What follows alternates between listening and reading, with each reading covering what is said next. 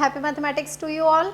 इस समय जो चैप्टर मैं आप लोगों के लिए सॉल्व कर रही हूँ वो है कॉन्ग्रेंसी।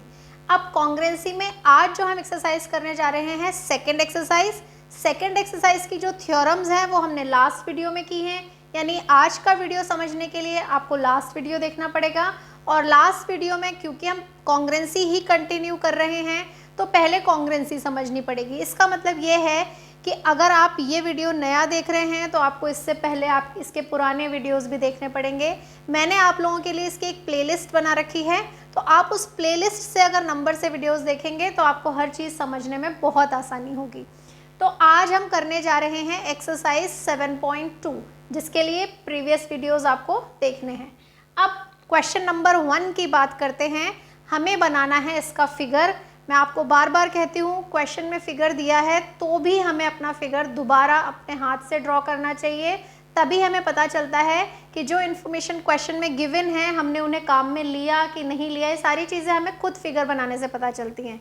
यहाँ है एक आइसोस्केलस ट्राइंगल, तो मैंने ये फिगर बनाया है, एक ट्राइंगल बनाया है आइसोस्केलस, यानी कि इसकी दो साइड्स इक्वल हैं। कौन सी दो साइड्स इक्वल हैं? उन्होंने हमें कहा AB और AC इक्वल है, मैंने उनको मार्क कर लिया। अब क्वेश्चन आगे पढ़ने से पहले ही जो बात हमें डिसाइड करनी है वो ये कि हमने जो थ्योरम पढ़ी थी कि अगर किसी ट्राइंगल में दो साइड्स इक्वल हैं तो उनके ऑपोजिट एंगल्स भी इक्वल होते हैं। जैसे ही ये मार्किंग की हमें तुरंत ये बात याद आनी चाहिए, यानी मुझे पता चल गया कि क्योंकि AB और AC इक्वल हैं इसलिए उनके ऑपोजिट एंगल B और एंगल C भी कैसे होंगे? इक्वल होंगे। अब इसके बाद हम आगे बढ़ते हैं। उन्होंने और क्या दिया है? उन्होंने कहा कि हमें ये जो दो एंगल हैं एंगल B और C दोनों के बाइसेक्टर्स ड्रॉ करने हैं। एंगल बाइसेक्टर्स का मतलब है कि एंगल B के ये जो दोनों पार्ट्स हैं ये दोनों आपस में इक्वल हैं, और एंगल C के बाइसेक्टर का मतलब है कि इसके भी दोनों पार्ट्स इक्वल हैं, और ये दोनों बाइसेक्टर्स जिस पॉइंट पे मीट कर रहे हैं वो पॉइंट है O। इसका मतलब ये चारों एंगल्स हमें यहाँ पे इक्वल मिल रहे हैं। B और C पहले से इक्वल थे तो उनके हाफ्स भी इक्वल, यानी ये चारों एंगल यहाँ पे इक्वल हैं। अब इन्हें काम में कैसे लेना है? तो सबसे पहले हम सॉल्व करने जा रहे हैं फर्स्ट पार्ट। फर्स्ट पार्ट के लिए हम क्या करने जा रहे हैं? डायरेक्ट थ्योरम यूज करने जा रहे हैं। कैसे? इन ट्राइंगल ABC, ये जो ट्राइंगल है हमारा ABC, इसमें AB और AC साइड्स इक्वल हैं। अब थ्योरम क्या कहती है कि अगर किसी ट्राइंगल में दो साइड्स इक्वल हैं तो उनके ऑपोजिट एंगल्स इक्वल होंगे। तो AB साइड का ऑपोजिट एंगल है एंगल C, तो एंगल C आ गया, और AC साइड का ऑपोजिट एंगल है एंगल B, तो एंगल B इक्वल आ गया। और यहाँ पे आ जाएगी हमारी theorem, angles opposite to equal sides are equal. Angles opposite to equal sides are equal. तो इस तरह हमारे पास फर्स्ट थ्योरम से एंगल C और एंगल B इक्वल आ गए। अब अगर एंगल C और एंगल B इक्वल हैं तो उनके हाफ्स भी कैसे हो जाएंगे? इक्वल। अगर दो चीज़ें इक्वल होती हैं तो उनके हाफ्स भी इक्वल होते हैं। तो इसलिए मैं यहाँ पे हाफ करने जा रही हूँ एंगल C का भी और एंगल B का भी। दोनों के हाफ कर दिए, यानी आंसर में कोई फ़र्क नहीं पड़ेगा, दोनों ही इक्वल होंगे। एंगल C का जो हाफ है तो ये दोनों ही, ये ऊपर वाला भी एंगल C का हाफ है और नीचे वाला भी, पर हमें नीचे वाला काम में लेना है, इसलिए मैंने यहाँ पे लिखा OCB। और OCB जिस तरह से इसका हाफ है उसी तरह एंगल B के जो दो हाफ्स हैं, एक है ABO और एक है OBC, पर हमारे काम में OBC आने वाला है इसलिए मैंने उसकी जगह लिखा OBC। तो इस तरह हमारे ये दोनों एंगल्स इक्वल आ गए हैं। अभी इसको मैं इक्वेशन 1 कह देती हूँ। और अब हम एक नया ट्राइंगल लेने जा रहे हैं BOC। अब इस ट्राइंगल में हम क्या करने जा रहे हैं? इन ट्राइंगल BOC ये जो दोनों एंगल हैं ये इक्वेशन 1 में हमने इक्वल किए, तो मैं इनको यहाँ लिख लेती हूँ OCB is equals to OBC from equation 1, या मैं इसे प्रूव्ड अर्लियर भी लिख सकती थी। अब हम इसी थ्योरम का कन्वर्स काम में लेने जा रहे हैं। यहाँ हमने कहा कि साइड्स इक्वल तो एंगल इक्वल, अब हम कहने जा रहे हैं एंगल्स इक्वल तो साइड्स इक्वल। वो कैसे? ये जो छोटा ट्राइंगल है OBC, इसके अंदर जो OCB है उसकी ऑपोजिट साइड हो गई OB, और ये जो OBC है ये वाला एंगल इसकी ऑपोजिट साइड हो गई OC।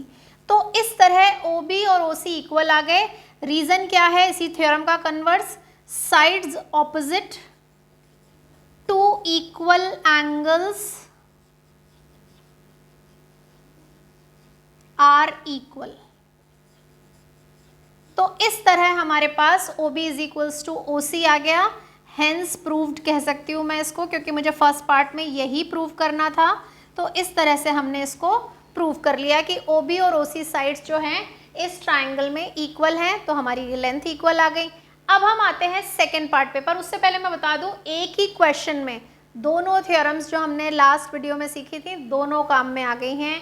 पहली वाली ट्राइंगल की साइड्स इक्वल तो उसके एंगल्स इक्वल होंगे, और दूसरी ट्राइंगल में दो एंगल्स इक्वल तो उनकी ऑपोजिट साइड्स इक्वल होंगी। अब हम आते हैं सेकेंड पार्ट पे। सेकेंड पार्ट के लिए हमें क्या प्रूव करना है? सेकेंड पार्ट में उन्होंने कहा कि AO बाइसेक्ट्स एंगल A, तो A और O को ज्वाइन करेंगे और वो एंगल A को बाइसेक्ट कर रहा है, यानी हमें ये वाले जो एंगल्स हैं इन दोनों को इक्वल बताना है। अब एंगल्स इक्वल कैसे बताए जाते हैं? कॉन्ग्रेंसी से, जैसे कि फर्स्ट एक्सरसाइज में आपने सीखा था। इसका मतलब हमें ये दो ट्राइंगल कॉन्ग्रेंट करने हैं। कौन कौन से? एक है ट्राइंगल ABO और दूसरा है ट्राइंगल ACO। ये दोनों ट्राइंगल्स हमें कॉन्ग्रेंट करने हैं। लिखते हैं in triangle AOB and triangle AOC। अब ज़रा ढूंढते हैं इनमें क्या क्या इक्वल है। तो इस चीज़ को प्रूव करने के लिए हमारे पास दो कॉन्ग्रेंसीज हैं। पहली है SAS। वो कैसे? इन दोनों ट्राइंगल में AB और AC साइड्स इक्वल हैं, ये तो हमें क्वेश्चन में ही दिया हुआ है, तो ये साइड इक्वल हो गई। OB और OC हमने इक्वल कर दी है, तो ये दोनों साइड्स भी इक्वल हैं, और इनका इंक्लूडेड एंगल जो है वो एंगल B और एंगल C का हाफ है।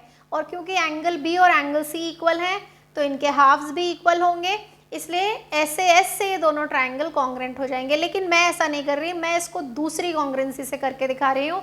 वो कॉन्ग्रेंसी है SSS कॉन्ग्रेंसी। वो कैसे? सबसे पहले हमें पता चला इन दोनों ट्राइंगल में कि AB और AC इक्वल हैं। कैसे पता? गिवन था, तो वो हमने काम में ले लिया। दूसरा जो है वो हमने प्रूव किया कि OB is equals to OC, proved earlier. तो हमें दूसरी साइड मिल गई, और तीसरी भी हम साइड लेने जा रहे हैं जो कि है AO साइड, जो कि दोनों ट्राइंगल शेयर कर रहे हैं, यानी दोनों में कॉमन है। AO is equals to AO common. तो इस तरह हमारे पास तीनों साइड्स इक्वल आ गई। तो अब मैं क्या कह सकती हूँ?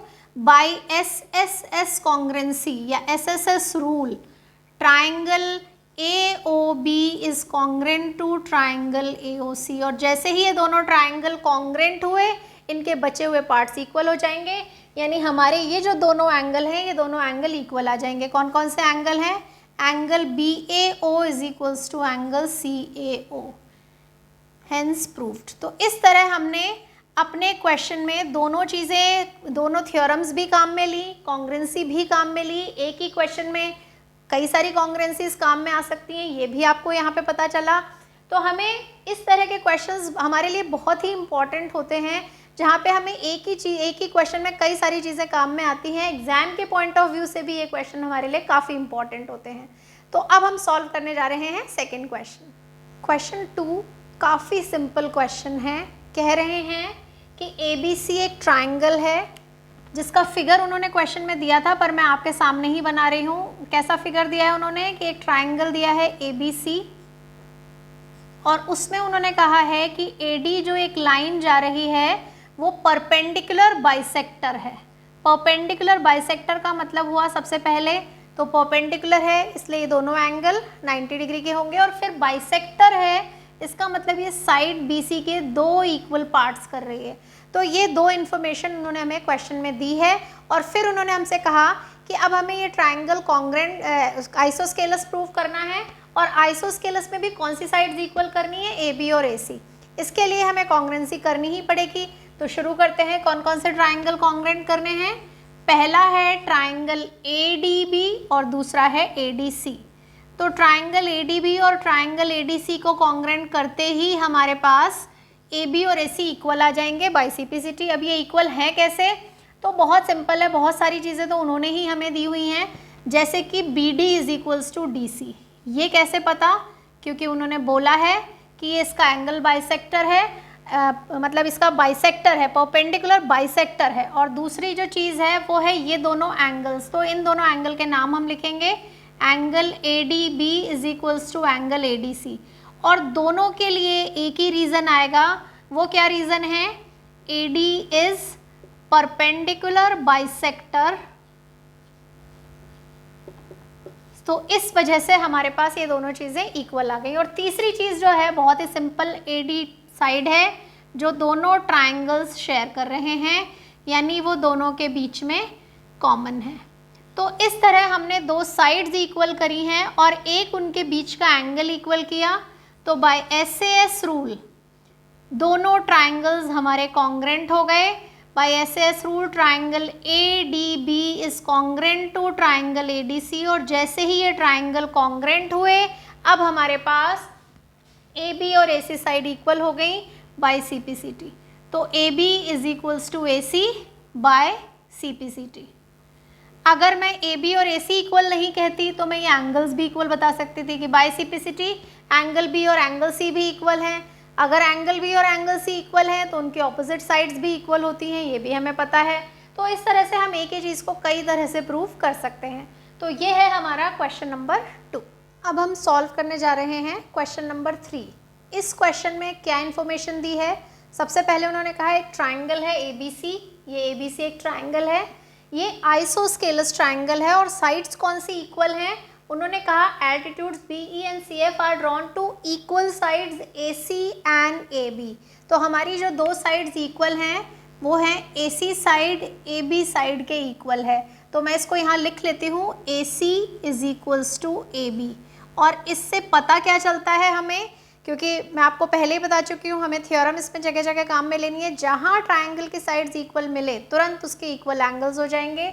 तो AC का जो इक्वल ऑपोजिट एंगल है वो है एंगल B, और AB का जो इक्वल एंगल, AB का जो ऑपोजिट एंगल है वो है एंगल C। तो हमें क्या लिखना है? In triangle ABC AC is equals to AB given, therefore these two angles are equal.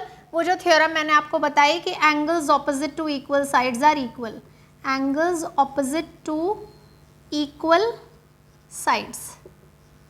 तो इस तरह से हमारे पास एंगल B और एंगल C इक्वल आ गए। अब मैं इसे इक्वेशन 1 लिख करके आगे काम में ले सकती हूँ, या मैं प्रूव्ड अर्लियर कह के भी इसको आगे काम में लूँगी, लेकिन ये काम में ज़रूर आएगा। अब कैसे आएगा ज़रा देखते हैं।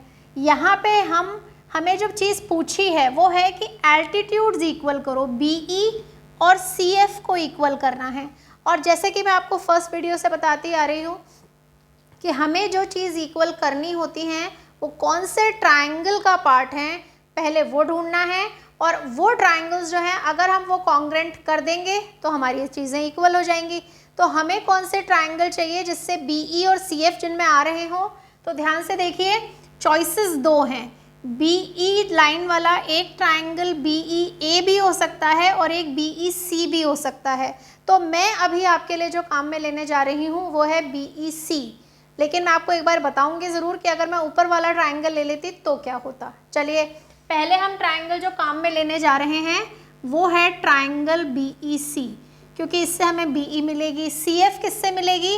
CF के लिए भी दो चॉइसेस हैं। CF के ऊपर की तरफ CFA ट्राइंगल है और नीचे की तरफ CFB है। तो हम जो यहाँ पे काम में लेने जा रहे हैं वो है CFB। दोनों ट्राइंगल जो यहाँ से उठाया जाएगा और जो वहाँ से उठाया जाएगा दोनों एक दूसरे से कुछ सिमिलर होने चाहिए, तभी आप उनकी कॉन्ग्रेंसी कर सकते हैं, ऑपोजिट नहीं ले सकते। तो इसलिए अगर BEC सेलेक्ट किया है तो फिर हमें CFB सेलेक्ट करना पड़ेगा। तो अब हम जो ट्राइंगल लेने जा रहे हैं वो है ट्राइंगल CFB। अब हमें इन दोनों ट्राइंगल्स की कॉन्ग्रेंसी करनी है। अब कॉन्ग्रेंसी कैसे करेंगे? सबसे पहले तो ये जो रिजल्ट हमने यहाँ पे लिया था ये हमारे काम में आएगा कि एंगल B और एंगल C इक्वल हैं। Angle B is equals to angle C proved earlier. तो इस तरह से एंगल B और एंगल C काम में लिया। दूसरी चीज़ जो काम में आने जा रही है वो है ये वाली साइड BC जो दोनों ट्राइंगल्स शेयर कर रहे हैं। तो BC is equals to BC common. और जो तीसरी चीज़ है वो है एल्टीट्यूड की वजह से ये वाले एंगल। तो ये एंगल और ये एंगल जो हैं ये दोनों एंगल्स हमारे लिए इक्वल हैं। Angle BEC is equals to angle CFB 90 degree each, और ये इंफॉर्मेशन हमें गिवन थी। तो इस तरह हमने यहाँ पे एक साइड इक्वल की है और दो एंगल्स इक्वल किए हैं। जो साइड हमने इक्वल की है वो इंक्लूडेड नहीं है, फिर भी आपको पता है कि हम इसमें कॉन्ग्रुएंसी अप्लाई कर सकते हैं। ASA कॉन्ग्रुएंसी कहने की बजाय हम उसे AAS कह सकते हैं। तो हमारे ट्राइंगल बाय AAS रूल से कॉन्ग्रुएंट हो चुके हैं। By AAS rule triangle BEC, अगर पहले का नाम BEC है तो दूसरे का क्या होगा, नाम का ध्यान रखना बहुत ज़रूरी है। कौन सा पॉइंट किसके करस्पॉन्डिंग आया वो ध्यान से पहचानना ज़रूरी है। तो इस ट्राइंगल में जहाँ पे C आ रहा है इसमें वहाँ B आ रहा है, तो इसलिए इसकी शुरुआत C से होगी। E और F ये दोनों एंगल 90 डिग्री के थे, इसलिए E जहाँ है वहाँ F होगा और जहाँ उसका C है वहाँ इसका B होगा। तो triangle BEC is congruent to triangle CFB। जैसे ही हमारे ये दोनों ट्राइंगल कॉन्ग्रुएंट हुए, इनकी बची हुई सारी लेंथ इक्वल हो जाएंगी।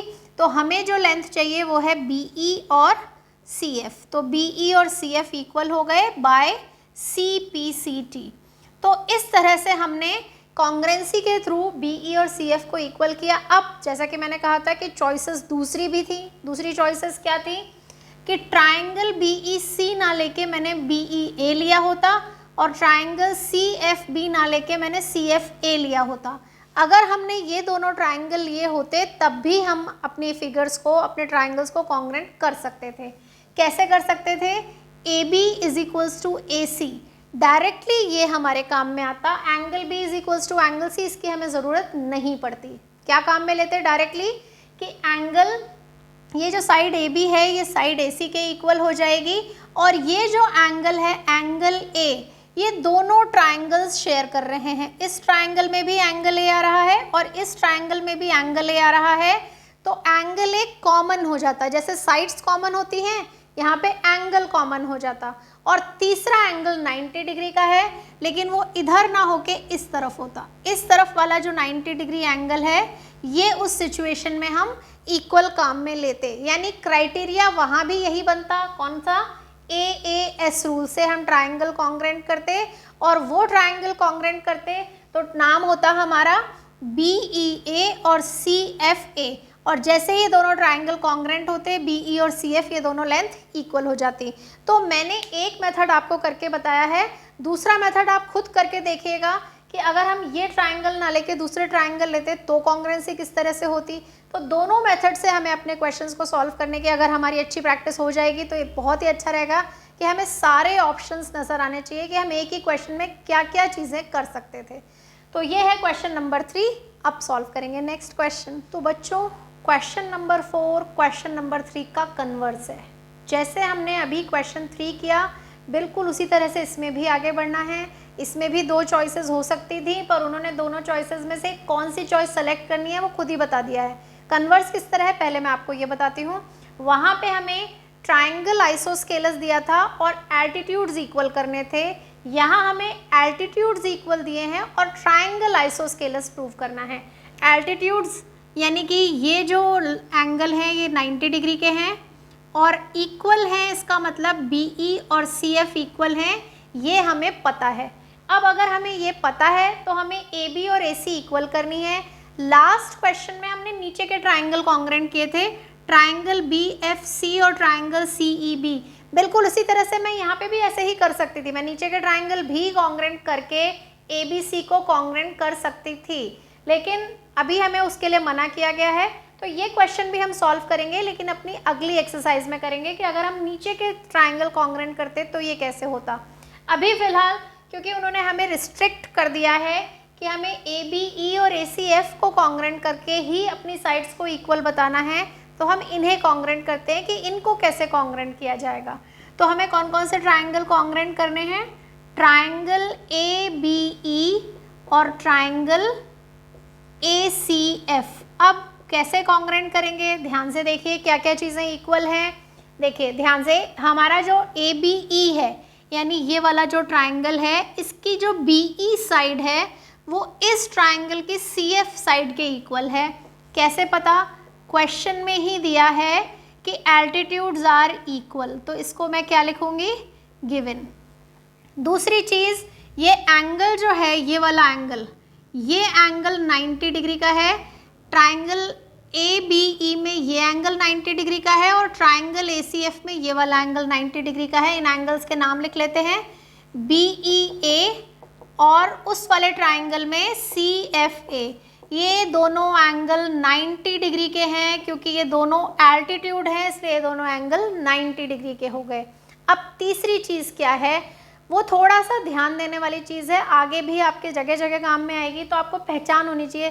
साइड्स कॉमन होती हैं तो उन्हें पहचानना इक्वल होता है, एंगल कॉमन होते हैं थोड़ा सा ट्रिकी होता है, तो उसकी आदत बनानी पड़ेगी। एंगल A जो है वो दोनों ट्राइंगल शेयर कर रहे हैं। ये वाला जो ट्राइंगल है इसमें भी एंगल A काम में आ रहा है, और ये जो ट्राइंगल है हमारा, इसमें भी एंगल A काम में आ रहा है। तो जैसे साइड्स कॉमन होती हैं, यहाँ पे एंगल कॉमन है।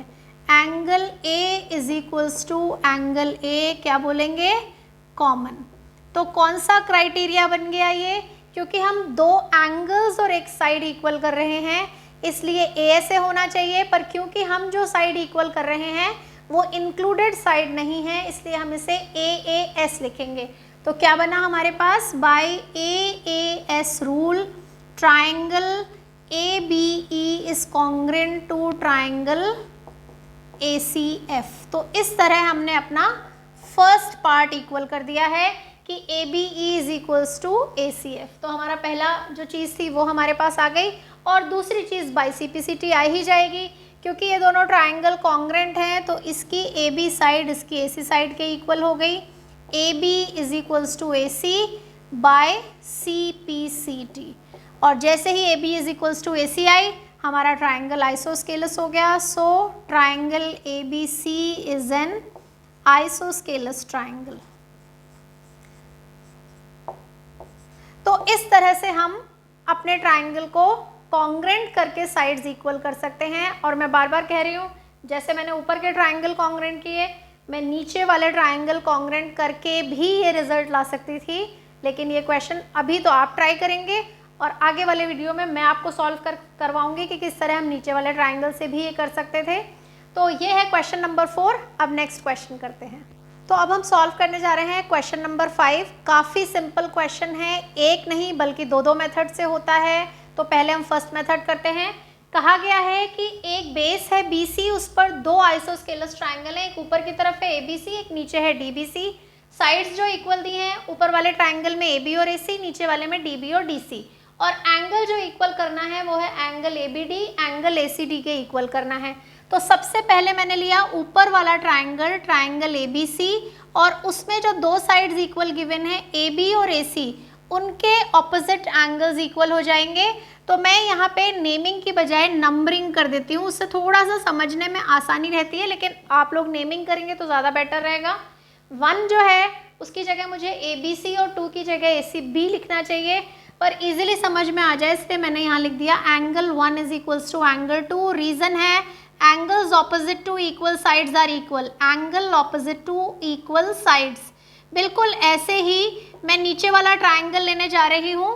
ट्राइंगल है DBC, और DBC ट्राइंगल में हम ये दोनों एंगल 3 और 4 इक्वल कर देंगे। Angle 3 is equals to angle 4 for the same reason, बिल्कुल वही angle opposite to equal sides are equal. अब हम इन दोनों इक्वेशंस को ऐड कर देते हैं। इसको मैंने कहा इक्वेशन 1 और इसको कहा इक्वेशन 2। इन दोनों को ऐड कर देते हैं। Adding equation 1 and equation 2, angle 1 plus angle 3 is equals to angle 2 plus angle 4। 1 और 3 मिलके एंगल ABD हो गए, और 2 और 4 मिलके हो गया एंगल ACD। सेम क्वेश्चन हम एक और मेथड से भी कर सकते थे। उस मेथड में हम क्या करते, A को D से ज्वाइन कर देते, इस तरह से। क्या लिखेंगे? Join AD। और अब मैं कॉन्ग्रेंसी अप्लाई करूंगी। कौन कौन से ट्राइंगल में? इन ट्राइंगल ABD AD के इस तरफ और AD के उस तरफ ट्राइंगल ACD, और यहाँ पे हमारे पास इसकी सब साइड्स इक्वल हैं। वो कैसे? AB AC के इक्वल है, ये तो गिवन है हमें। DB जो है वो DC के इक्वल है, ये भी गिवन है। और तीसरी साइड है AD जो दोनों ट्राइंगल्स में कॉमन हो गई। तो इस तरह बाय SSS रूल ये दोनों ट्राइंगल कॉन्ग्रेंट हो गए। Triangle ABD is congruent to triangle ACD, और जैसे ही ये कॉन्ग्रेंट हुए ये पूरा एंगल इसका जो है ABD और उस ट्राइंगल का पूरा एंगल ACD इक्वल हो जाएंगे बाय CPCT। तो एक ही क्वेश्चन को करने के लिए ये हमारे पास दूसरा मेथड है, जो आपको एग्जाम टाइम में याद आ जाए वो अच्छा, क्योंकि दोनों ही मेथड काफ़ी सिंपल हैं। तो अब हम सॉल्व करने जा रहे हैं क्वेश्चन नंबर 6। क्या कह रहे हैं क्वेश्चन नंबर 6 में? उन्होंने कहा ABC एक आइसोस्केलस ट्राइंगल है इस तरह से, जिसमें AB और AC ये दोनों लेंथ इक्वल है। अब उन्होंने क्या कहा कि इसमें जो साइड BA है इसे प्रोड्यूस करना है। कितना प्रोड्यूस करना है? जितना ये खुद है। AB लेंथ जितनी है उतनी ही AD आगे बढ़ानी है। प्रोड्यूस का मतलब होता है, अगर उन्होंने BA बोला तो हमें B से A की तरफ इस तरह से आगे बढ़ना है। ये वाली लेंथ और ये वाली लेंथ दोनों इक्वल होनी चाहिए।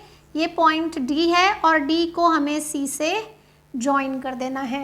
अब क्या है इसमें? देखो ध्यान से, AB AC के इक्वल है और AB ही AD के भी इक्वल है। ये दोनों बातें हमें उन्होंने दी हैं गिवन, और हमें ये पता चल रहा है कि AC और AD दोनों AB के इक्वल हैं, तो हम कह सकते हैं सो AC और AD भी आपस में क्या हो जाएंगी? इक्वल। AC और AD ये दोनों लेंथ भी आपस में इक्वल होंगी। अब हमें क्या क्या करना है, कैसे करना है, देखते हैं ध्यान से। सबसे पहले मैंने काम में लिया ट्राइंगल ABC, उसमें से AB और AC लेंथ इक्वल हैं, इसलिए उनके ऑपोजिट एंगल्स इक्वल होंगे। तो ये वाला जो एंगल है ये इस एंगल के इक्वल हो जाएगा। AB का ऑपोजिट एंगल है दिस एंगल ACB, और AC का ऑपोजिट एंगल है ABC। तो ये दोनों एंगल इक्वल हो गए। थ्योरम आपको पता है, कौन सी थ्योरम आएगी? Angles opposite to equal sides. अब बिल्कुल इसी तरह से हम ट्राइंगल चेंज करके लेंगे triangle ADC। In triangle ADC वहाँ पे भी हमने ये प्रूव कर रखा है कि AC is equals to AD। AC is equals to AD proved earlier. तो अगर ये दोनों साइड्स इक्वल हैं तो इनके ऑपोजिट एंगल्स भी इक्वल होंगे। तो AC का ऑपोजिट एंगल हो जाएगा ये वाला एंगल, और AD का ऑपोजिट एंगल हो जाएगा ये वाला एंगल। तो ये दोनों एंगल्स इक्वल हो गए। इनको भी हम लिख लेते हैं angle ADC is equals to angle ACD। और बिल्कुल यही सेम रीज़न है, angles opposite to equal sides are equal. तो इस तरह से हमारे पास ये वाला एंगल इसके इक्वल आ गया और ये वाला एंगल इसके इक्वल आ गया, और ये पूरा जो फिगर है ये पूरा फिगर मिलके एक ट्राइंगल बन रहा है। और आपको पता है ट्राइंगल के 3 एंगल्स होते हैं, तीनों का सम 180 होता है। तो यहाँ हम इस ट्राइंगल में एंगल सम प्रॉपर्टी यूज़ करने जा रहे हैं। कौन से ट्राइंगल में? Triangle BDC। Angle sum property कहती है कि ये वाला एंगल यानी कि एंगल ABC, ये वाला एंगल यानी कि एंगल ADC, और जो तीसरा एंगल है वो है ये वाला एंगल जो इसका क्या नाम है? Angle DCB। इन तीनों का सम 180 डिग्री है। अब इसमें से ये दोनों एंगल तो जैसे हैं हम वैसे ही रखेंगे, angle ABC plus angle ADC। लेकिन ये जो DCB है इसके 2 पार्ट्स हैं, एक ये वाला और एक ये वाला। तो इनकी जगह हम 2 एंगल्स ले सकते हैं, angle ACB plus angle ACD। इनका सम हो गया 180 डिग्री। तो इस तरह से DCB के मैंने 2 पार्ट्स कर दिए। अब ध्यान से देखिए, ABC जो एंगल है वो ACB के इक्वल है, तो हम इनकी इक्वेशंस बना देते हैं। ये फर्स्ट इक्वेशन है और ये वाला जो है ये सेकंड इक्वेशन है। तो फर्स्ट इक्वेशन से ABC रिप्लेस हो जाएगा एंगल ACB से, और सेकंड इक्वेशन से एंगल ADC रिप्लेस हो जाएगा एंगल ACD से। तो ये जो मैंने रिप्लेस किए हैं इसके आगे रीज़न क्या लिखा जाएगा, from equation 1 and 2, from equation 1 and 2। अब क्या हुआ ध्यान से देखो, ACB और ACB दो बार यूज हो रहे हैं, तो मैं यहाँ लिख सकती हूँ ट्वाइस ऑफ एंगल ACB, और इसी तरह ACD और ACD ये भी दो बार हो गए हैं, तो ये भी बन जाएगा twice of angle ACD is equals to 180 degree. अब इन दोनों में से हम 2 कॉमन ले लेते हैं, तो अंदर बचा ACB प्लस एंगल ACD, दोनों मिला के हो गए हैं 180 डिग्री के, और ये जो 2 है ये ले जाके मैं उधर डिवाइड कर देती हूँ, तो ACB plus ACD is equals to हो गया 180/2 यानी कि 90 डिग्री का। अब जैसे यहाँ पे मैंने ACD के 2 पार्ट करके ACB और ACD लिखे थे, बिल्कुल उसका उल्टा मैं करने जा रही हूँ। अब की बार मैं ACB और ACD की जगह एंगल BCD काम में लूँगी, तो यहाँ पे आ गया angle BCD is equals to 90 degree. तो इस तरह ये जो ट्राइंगल बन के हमारे सामने आया, इसमें एक एंगल 90 डिग्री का है, तो ये कौन से टाइप का ट्राइंगल कहलाएगा, राइट एंगल ट्राइंगल। तो जो हमें प्रूव करना था कि एंगल BCD राइट एंगल है, वो हम इस तरह से यहाँ पे प्रूव कर सकते हैं, तो क्या लिखेंगे, हेंस प्रूव्ड। तो इस तरह हम 90 डिग्री का एंगल प्रूव करके दिखा सकते हैं। तो अब हम बचे हुए क्वेश्चन सॉल्व करेंगे। तो अब हम सॉल्व करने जा रहे हैं अपने लास्ट दोनों क्वेश्चंस। पहले है क्वेश्चन नंबर 7, क्या कह रहा है, ABC एक राइट एंगल ट्राइंगल है जिसमें एंगल A 90 डिग्री का है। तो मैंने इस तरह से एक राइट एंगल ट्राइंगल फॉर्म किया है ये, जिसमें से एंगल A जो है वो 90 डिग्री है, और AB और AC ये दोनों साइड्स इक्वल हैं, और हमें एंगल B और एंगल C इक्वल हैं ये प्रूव करना है। तो अब देखिए ध्यान से, एंगल A और एंगल C इक्वल है ये भी प्रूव करना है, और उनकी वैल्यूज़ भी फाइंड आउट करनी है। तो देखो, in triangle ABC as AB is equals to AC, तो एंगल B और एंगल C वैसे ही इक्वल है, क्योंकि AB का ऑपोजिट है एंगल C और AC का ऑपोजिट है एंगल B। तो ये दोनों एंगल हमारे इक्वल हो गए थ्योरम की वजह से। थ्योरम है angles opposite to equal sides are equal. तो मैं पूरी थ्योरम यहाँ नहीं लिख रही, आपको पूरी थ्योरम यहाँ लिखनी है। अब इक्वल तो ये हैं, लेकिन इनकी वैल्यूज़ कैसे निकालें, उसके लिए हम एंगल सम प्रॉपर्टी काम में लेने वाले हैं। तो वो क्या है, angle A plus angle B plus angle C is equals to 180 degree. अब एंगल A जो है वो तो इसमें 90 डिग्री का है, और B और C दोनों सेम हैं, तो मैं C की जगह B रिप्लेस कर सकती हूँ। तो मैंने C की जगह B रिप्लेस कर दिया इस वाली इक्वेशन से, और फिर हमारे पास अब ये इक्वेशन बन गई 90 plus twice of angle B is equals to 180। अब इक्वेशन सॉल्व करना आपको पता है, पहले ये 90 जाके उधर सब्ट्रैक्ट हो जाएगा, तो twice of angle B is equals to 180 minus 90 यानी 90 डिग्री हो जाएगा, और फिर ये 2 जाके उधर डिवाइड हो जाएगा, तो एंगल B जो है वो 90 डिवाइडेड बाई 2 यानी 45 डिग्री का हो जाएगा। और क्योंकि एंगल C भी एंगल B के इक्वल है, तो वो भी कितने डिग्री का हो गया, 45 डिग्री का। तो इस तरह एंगल C और एंगल B दोनों इक्वल भी हैं, दोनों की वैल्यू 45 डिग्री भी हमें मिल गई। तो इस तरह काफ़ी सिंपल क्वेश्चन था। अब ज़रा लास्ट क्वेश्चन सॉल्व करते हैं। वहाँ क्या कह रहे हैं, वहाँ कह रहे हैं कि एक इक्विलैटरल ट्राइंगल है जिसके सब एंगल 60 डिग्री होते हैं, ये हमें प्रूव करना है। अब हम उसमें यही जो प्रॉपर्टी है हमारी कि साइड्स इक्वल, तो उनके ऑपोजिट एंगल्स भी इक्वल, ये काम में लेने वाले हैं। सबसे पहले इक्विलैटरल ट्राइंगल का मतलब होता है कि उसकी सारी ही साइड्स आपस में क्या हैं, इक्वल हैं, लेकिन हम दो एक साथ में काम में लेंगे। तो सबसे पहले मैंने लिया इन ट्राइंगल ABC, AB और AC इक्वल हैं। अब अगर AB और AC इक्वल हैं तो उनके ऑपोजिट एंगल्स इक्वल होंगे, यानी एंगल C इक्वल होगा एंगल B के। तो इसके लिए थ्योरम लिखी जाएगी, और थ्योरम के साथ ये बन जाएगी हमारी इक्वेशन नंबर 1। अब इसी ट्राइंगल में ए बी और ए सी के अलावा ए बी और बी सी साइड्स भी इक्वल हैं, तो मैं फिर क्या ले सकती हूँ कि again in triangle A B C A B is equals to B C. अब अगर ए बी और बी सी इक्वल हैं तो इनके भी ऑपोजिट एंगल इक्वल होंगे, तो ए बी का ऑपोजिट एंगल है एंगल सी और बी सी का ऑपोजिट एंगल है एंगल ए। यहाँ पे भी वही थ्योरम आएगी, angles opposite to equal sides are equal, और ये बन गई हमारी इक्वेशन नंबर 2।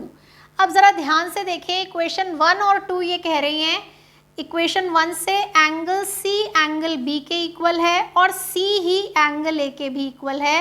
इसका मतलब ये तीनों एंगल आपस में क्या हो गए, इक्वल, फ्रॉम इक्वेशन 1 एंड 2। और अगर ये तीनों एंगल आपस में इक्वल हैं तो अब हम इस पे एंगल सम प्रॉपर्टी अप्लाई करेंगे। Angle A plus angle B plus angle C is equals to 180 degree. A और बी सब सी के इक्वल हैं तो सबकी जगह सी रिप्लेस कर देते हैं, तो ये जो सी है ये 3 बार रिपीट हो रहा है, यानी thrice of angle C is equals to 180 degree, यानी कि angle C is equals to 180 divided by 3 यानी 60 डिग्री। और अगर एंगल सी सबके इक्वल है तो हमें पता चल गया angle A plus angle B plus angle C is equals to 60 degree. अब ये नई बात नहीं थी हमारे लिए, हम तो काफ़ी सालों से जानते हैं कि इक्विलैटरल ट्रायंगल में तीनों साइड्स इक्वल होती हैं और तीनों ही एंगल उसके 60 डिग्री होते हैं। लेकिन अगर कोई कहे कि किस तरह हुआ, तो आज हमारे पास इसका पूरा एक्सप्लेनेशन है कि हमने किस तरह से ये रिजल्ट ढूंढ के निकाला है। तो इस तरह हमने इस एक्सरसाइज में इस प्रॉपर्टी को जगह जगह काम में लिया। मुझे लगता है आपकी अच्छे से प्रैक्टिस हो गई होगी इस प्रॉपर्टी को लेकर के, और अगर नहीं हुई है तो इन्हीं क्वेश्चंस को एक बार दोबारा करना है। पूरी एक्सरसाइज आपके लिए आज मैंने सॉल्व करके दिखाई है। आप मुझे बताएंगे आपको कितना समझ में आया, नहीं समझ में आया तो पूछेंगे कि क्या प्रॉब्लम आ रही है, किस तरह के क्वेश्चन में दिक्कत आ रही है, ये सारी चीज़ें आप मुझे कमेंट करके पूछ सकते हैं। आज का वीडियो आपको पसंद आया तो आपको लाइक करना है, ज़्यादा से ज़्यादा लोगों के साथ शेयर करना है, और जिन्होंने अभी तक सब्सक्राइब नहीं किया उन्हें सब्सक्राइब करना है। Happy mathematics to you all.